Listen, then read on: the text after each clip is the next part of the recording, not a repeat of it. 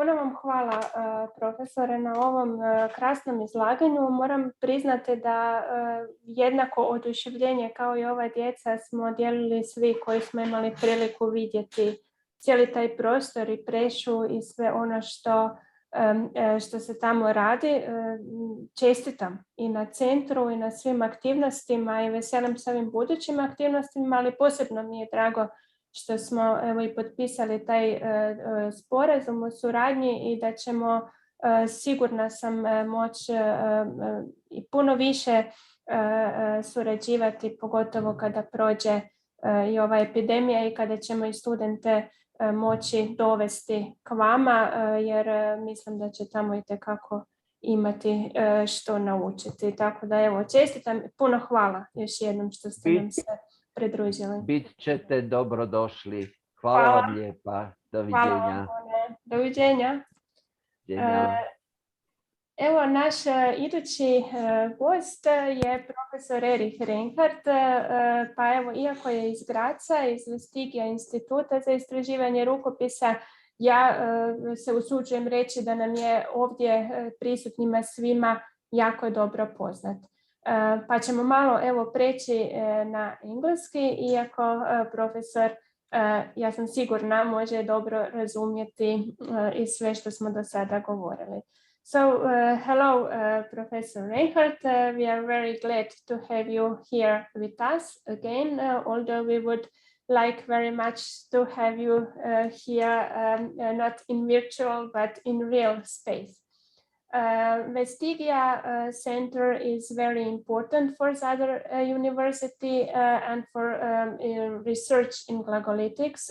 You have initiated lots of our projects and research, and one of the fruits of those projects is this center also. So I would like in this occasion, thank you once again for all your efforts and for all your initiations and for all the projects that you sponsored, that you monitored, and that we had a chance to learn from you. I mentioned at the beginning also about your traveler copy stand, which means really a lot to our center and to our university, and with which we digitized a very big number of Croatian glagolitic manuscripts and watermarks. So thank you very much for coming today and for all of your efforts and fruitful cooperation with our university, department and the center. Hello, and I will leave now this microphone to you to present your center and the work that you're working on at the moment. Thank you, Mariana. Thank you, dear all. I'm so glad to hear and to see somebody, some of you, which I haven't met for such a long time. And I'm really glad about this situation. I'm not in the situation today to present such fantastic photos and images as Erich has done before me. And I have to apologize again, not to speak Croatian. It is very simple. Ne znam dosta da govorim hrvatski. But I will, if you agree, say what I want to say this morning in English. The project in which I am one of the partners has been presented early this morning. It was the encoding of the Count Novak missile. And my part in this project is to help encoding and to bring on path what is to be done there. So from the very beginning, we have been confronted with some questions, with fundamental questions. First of all, we noticed there are not that many glagolitic texts so far encoded and available on the web. This is one reality. And there is one other very specific reality. This is, we could not find any missal, not in Latin nor in other languages, which were encoded according to our exigencies for this project. So we had to start from scratch. And that means we had to discuss and to define everything, really everything. And we had to realize that, the liturgists among us knows it quite well. This type of book is not just a text, as you might meet in a letter or in a fragment or so. It is a very, very complex reality. And if you want to depict and to render this complex reality in encoded form authentically, you have to find answers. And one of the hard facts is that when you're encoding any text, you can do this in very different ways. Everything depends on your possibilities. That means how much time can you spend? How much power do you have? How much money do you have? What are the possibilities within a project that you can do this? And what should be the outcome? What do you want to do with the material you have encoded? So what do you do with the data? And you have to be clear from the very beginning what you want to do and to have at the end. So you can do really everything, but it is not helpful and not useful and not realistic to do everything. So you have to make your choices. I will address in my short note here some questions. These are not problems, but these are questions you have to define and you have to be clear about, and you have to make always decisions. For example, if it is clear that a missal from the genre littéraire is something complex, we are aware of the fact that in a missal there are hundreds of prayers. It is not that easy to encode a prayer, and you cannot simply sit down and say, okay, this is a prayer. We have to start to be aware of what it is. When does a prayer actually start? Is it the text itself, the prayer, the priest or any person has to perform or not?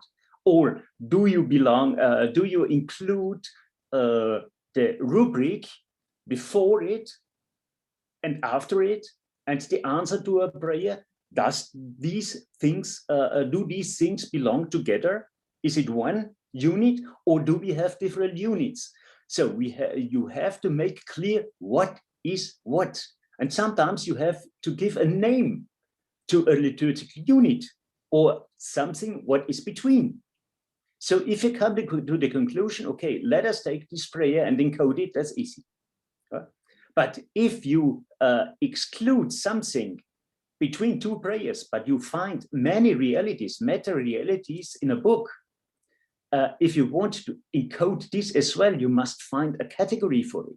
So one of the main tasks of encoding is to give a text or a series of text a certain structure.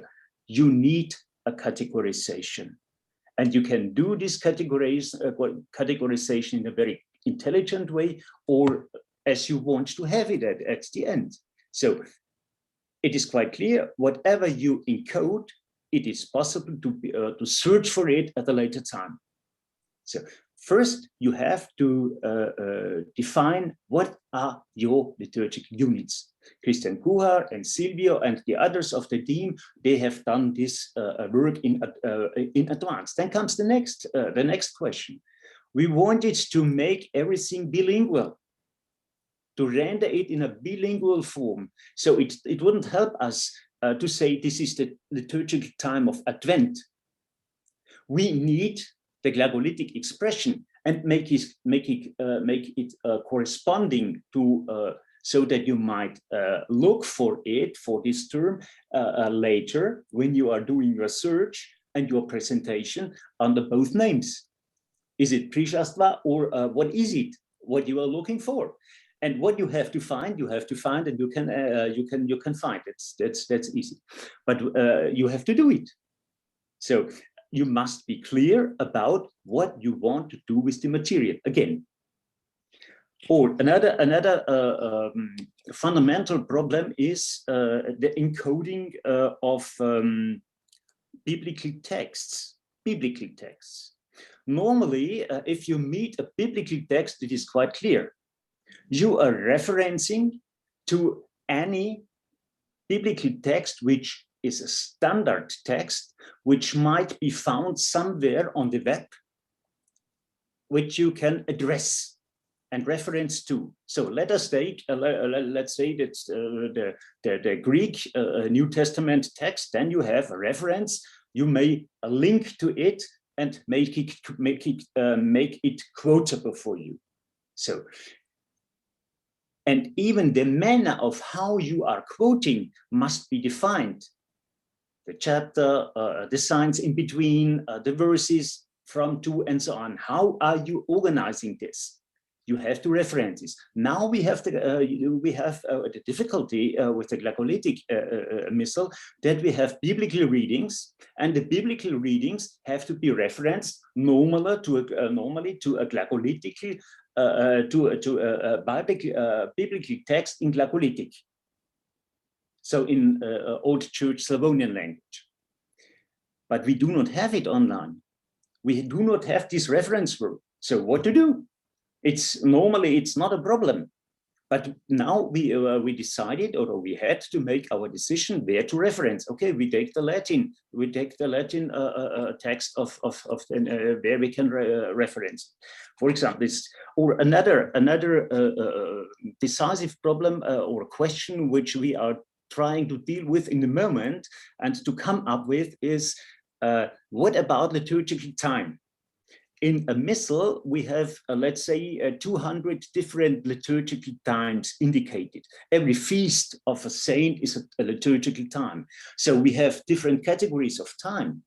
We have, let us say, we have Advent. It's a liturgical period. We have Octave. It's a liturgical period. Then we have liturgical days. It's the feast of X, of somebody or something. And we even have liturgical daytimes indicated in the manuscript.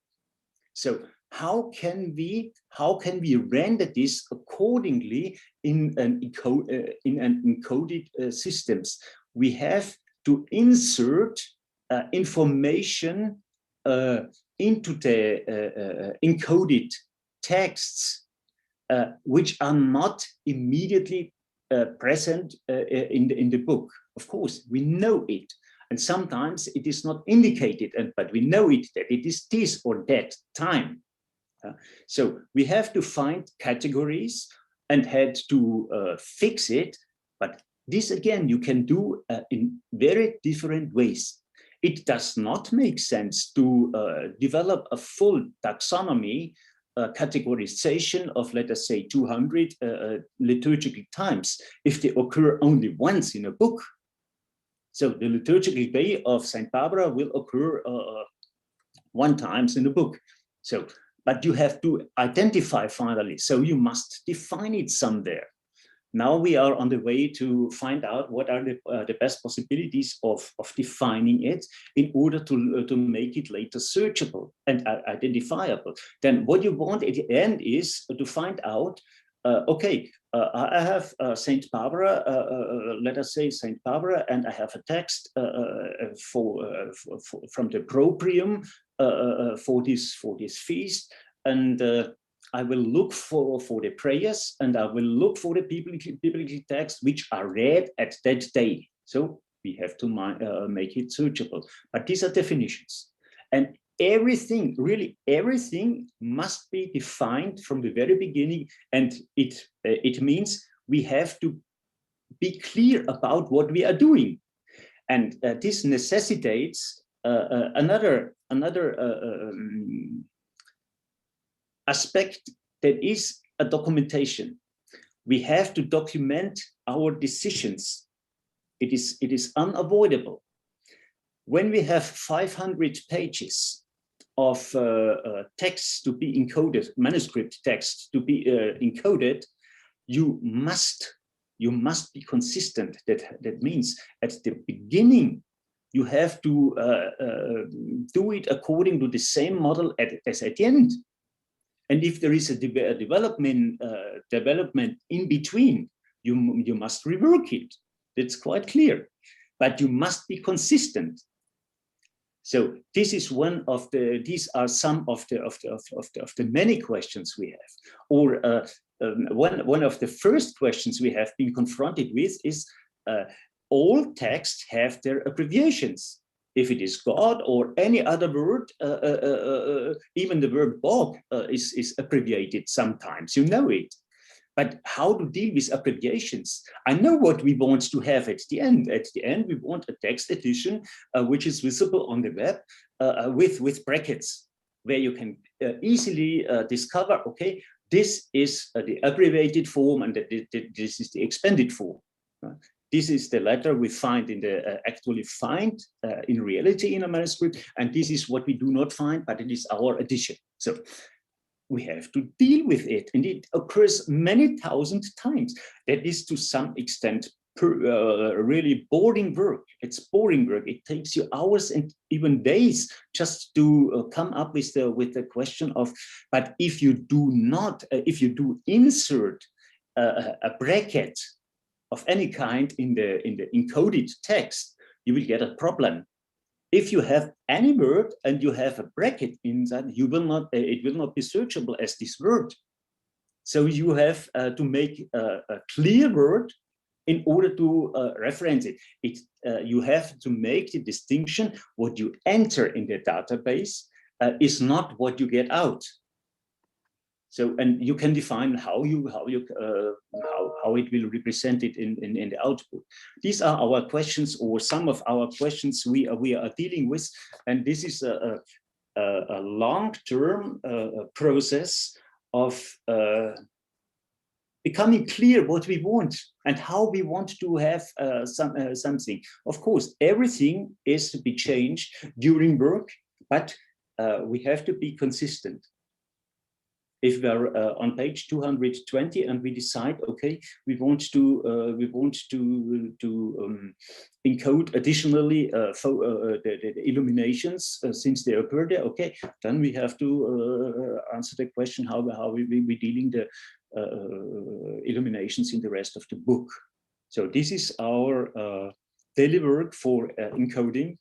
It is a question of, on the one hand, it's a philologic question. On the other hand, the words alone are not sufficient. You must understand what it means. And the meaning gives the text the structure, and the units you define. All these things from bigger units to smaller units have to be defined, and you must be clear, or it must become clear what you want to do with it, and what is it, what we have in front of us.